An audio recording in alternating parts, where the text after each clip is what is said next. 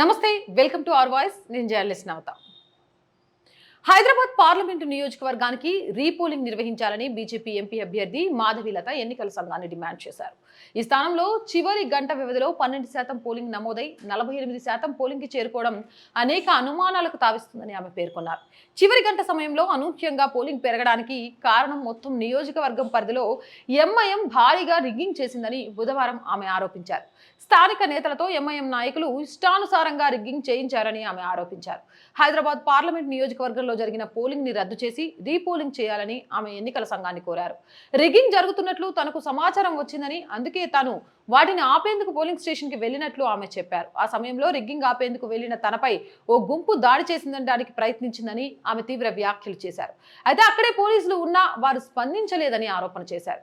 ఈ క్రమంలో రీపోలింగ్ కోసం ఎంత దూరమైనా వెళ్తారని ఆమె తేల్చి చెప్పారు. ఒకసారి ఓటు వేసిందని, ఆ తర్వాత మరోసారి ఓటు వేసేందుకు వచ్చి దొరికిపోయిందని మాధవీలత తెలియజేశారు. ఇక ఓటు పూర్తి కావడానికి ఈవీఎం కాస్త సమయం తీసుకుంటుందని, అలాంటిది పోలింగ్ రోజు చివరిలో ఓటింగ్ శాతం ఒక్కసారిగా ఎలా పెరిగింది అని ఆమె ప్రశ్నించారు.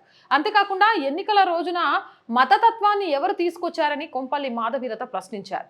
పోలింగ్ కేంద్రం వద్ద ఎంఐఎం నినాదాలు చేయడం ఎంతవరకు సమంజసమని ఆమె నిలదీశారు. ఇది భారతదేశమేనా, ఇక్కడ 144 సెక్షన్ ఉండదా అని ఆమె ప్రశ్నించారు. అయితే ఎన్నికల రోజు మాత్రం మాధవీలత ఎన్నో అనుమానాలను వ్యక్తం చేశారు. పలువురు బుర్కాలు వేసుకుని దొంగ ఓట్లు వేసే అవకాశం ఉందన్నారు. అలాగే మధ్యాహ్నం 3 గంటల వరకు 38% కూడా లేని పోలింగ్ పర్సంటేజ్ చివరికి 46% ఎలా దాటిందని ఆమె సందేహం వ్యక్తం చేశారు. పోలీసులు కొందరు అధికారులు మజ్లీస్ కి కాంప్రమైజ్ అయ్యారని, అందుకే పోలింగ్ చివరిలో మజ్లీస్ కి అనుకూలంగా ఓటింగ్ నమోదైందని ఆరోపణలు చేస్తున్నారు.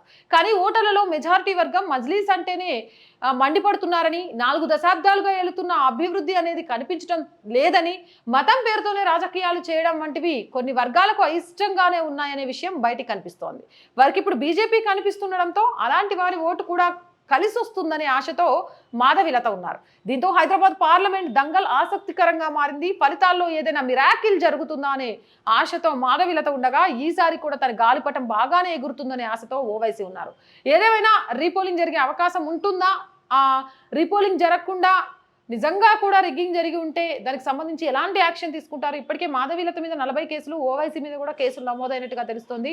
హైదరాబాద్ పోలింగే కాదు, రిజల్ట్ కూడా ఉత్కంఠ రేపుతుంది అనడంలో ఎలాంటి సందేహం లేదు. ఇలాంటి మోర్ వీడియోస్ కోసం మన ఛానల్ని వెంటనే సబ్స్క్రైబ్ చేయండి. ఈ వీడియో నచ్చితే లైక్ చేయండి, షేర్ చేయండి. అండ్ ప్రతి ఒక్కరు ఛానల్ సబ్స్క్రైబ్ చేశారా లేదా అని చెక్ చేసుకోవడంతో పాటు సపోర్ట్ చేయండి. సపోర్ట్ చేయాలి అనుకునే వాళ్ళు సబ్స్క్రిప్షన్ పక్కనే జాయిన్ అనే బటన్ కనిపిస్తుంది. 1 to 5 లెవెల్స్ ఉంటాయి. ఏదో ఒక లెవెల్లో సపోర్ట్ చేయండి.